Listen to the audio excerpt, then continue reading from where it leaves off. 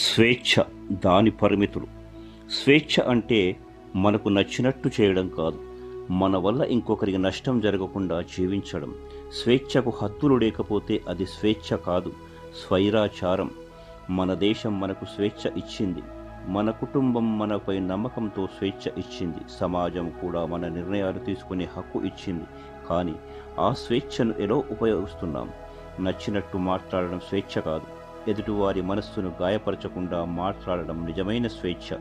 నచ్చినట్టు జీవించడం స్వేచ్ఛ కాదు, మన జీవితంతో పాటు మన చుట్టూ ఉన్న వారి జీవితాలను కూడా విలువ ఇవ్వడం మన నిజమైన స్వేచ్ఛ.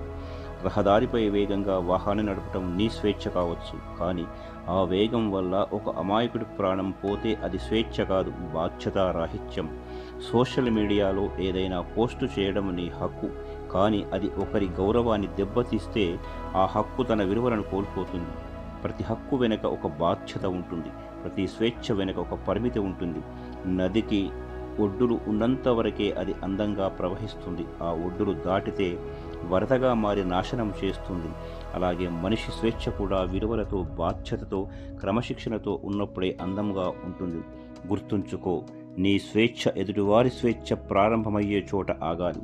అదే నాగరికత, అదే గొప్ప వ్యక్తిత్వం. స్వేచ్ఛ అనేది మనకు లభించిన గొప్ప వరం, దానిని బాధ్యతతో ఉపయోగించినప్పుడే మన జీవితం గౌరవంగా ఉంటుంది, సమాజం సురక్షితంగా ఉంటుంది, స్వేచ్ఛకు విలువ ఉంటుంది, దాని పరిమితులు ఉన్నప్పుడే. ఈ యొక్క వీడియో మీకు నచ్చితే షేర్ చేయండి, లైక్ చేయండి, కామెంట్ చేయండి. మరిన్ని మంచి వీడియోలతో మీ awaken with Sharath. Please subscribe my channel for more videos.